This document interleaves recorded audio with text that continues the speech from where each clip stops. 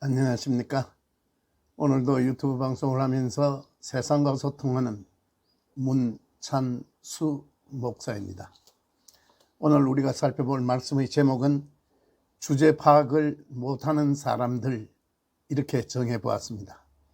오늘 우리가 살펴볼 성경 본문은 요한복음 8장 1절에서 11절까지의 말씀입니다. 우리는 지난 시간에 초막절 그 절기를 지키는 유대인들을 향하여 목마르거든 내게 와서 마시라 하는 말씀을 중심으로 해서 말씀을 살펴보았습니다. 너희들이 양 잡고 제사를 지내지만은 그런다고 해서 너희 죄가 사유함을 받지 못한다. 내게로 와서 마시지 아니하면 영원히 목마를 수밖에 없다 하는 사실을 알아야 한다 하는 것이 지난 시간에 우리가 살펴본 말씀입니다. 주님의 말씀을 듣던 무리들이 요한복음 7장 40절 41절에 이 말씀을 들은 무리 중에서 혹은 이가 참으로 선지자라 하며 혹은 그리스도라 하며 어떤 이들은 그리스도가 어찌 갈릴리에서 나오겠느냐 하더라. 7장 53절에 보면은 그러다가 모두 각각 다 집으로 돌아갑니다. 오늘은 이 사건 속에 담겨진 말씀의 뜻을 추적해 보면서 8장 1절 말씀으로 연결해 보겠습니다. 요한복음 7장 53절 다 각각 집으로 돌아가고 요한복음 8장 1절 예수는 감람산으로 가시다. 이렇게 7장에서 8장이 연결이 됩니다. 이 말씀은 오늘 이 8장에서 나오는 사건이 별개의 사건이 아니고 예수께서 초막절 절기에 올라가서서 내가 주는 생수를 마시지 않으면 영원히 목마를 수밖에 없다. 그래서 내가 공급하는 생수를 마시라 하는 말씀에 이어지는 말씀입니다. 그런데 오늘 요한복음 8장으로 오면은 그 당시 유대 지도자들이 간음하다 현장에서 붙들린 여자를 데리고 주님 앞으로 옵니다. 요한복음 8장 5절 모세는 율법에 이러한 여자를 돌라 치라 명하였거늘 선생은 어떻게 말하겠나이까 하면서 예수님에게 올무를 겁니다. 이들은 율법을 모르는 사람들이 아닙니다. 율법을 잘 아는 사람들입니다. 간음하다 현장에서 잡히면 돌로 쳐야 한다는 것도 잘 압니다. 그런데 어쩌면 좋겠냐고 묻습니다. 이것은 주님을 난처하게 만들려고 하는, 그리고 주님을 올무에 걸어서 넘어지게 하려 하는 그들의 작당이지요. 용서해 줘라 하면은 율법을 어기는 것이 되고, 그렇다고 법대로 돌로 치라 하면은 제자들에게 여지껏 가르친 용서라는 말씀이 이상해지지요. 또 유대인들은 로마 제국의 그 지하에 있었기 때문에 그러한 그 형벌을 누구에게 말할 수 있는 그런 입장이 아닙니다.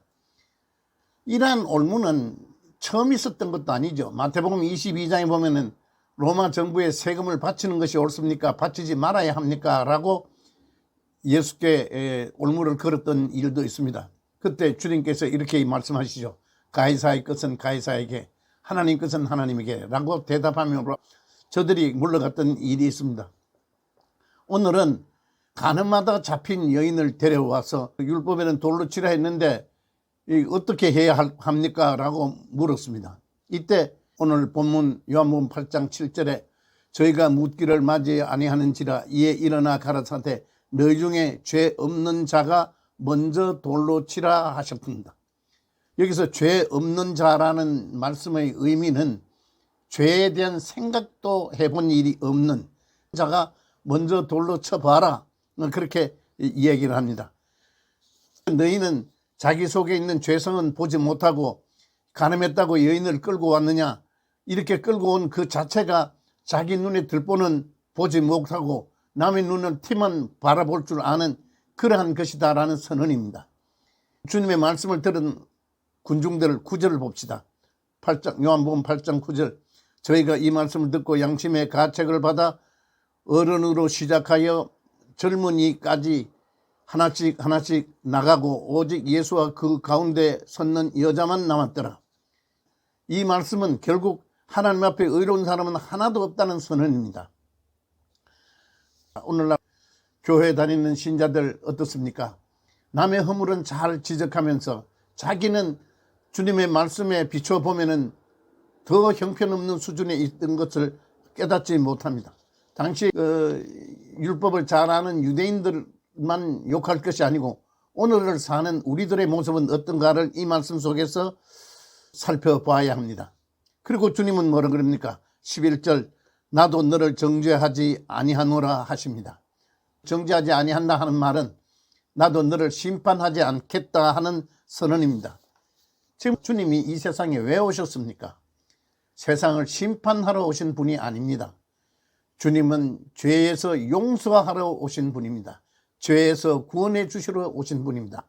그래서 나도 너를 정죄치 아니하겠다 하는 말씀은 내가 용서하러 온 사람이다 하는 것을 주님은 이 선언 속에 담고 있습니다.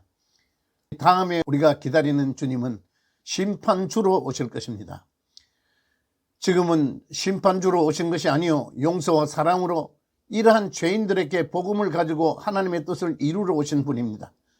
마지막으로 가서 다시는 죄를 범치 말라 하시는 말씀 속에서 우리는 주목해야 합니다.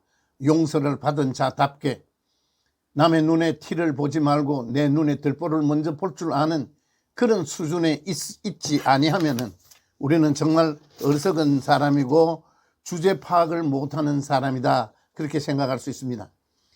우리 모두가 가늠한 여인이라는 사실을 잊어버리면 안 됩니다.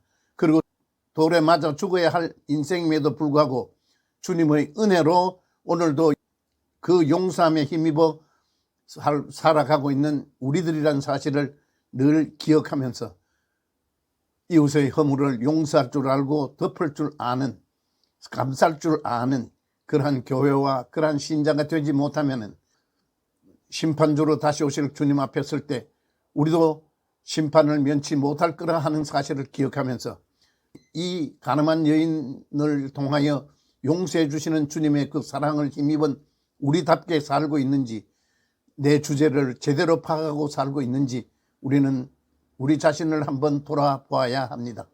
오늘 말씀은 여기까지 하겠습니다. 고맙습니다. 안녕히 계십시오.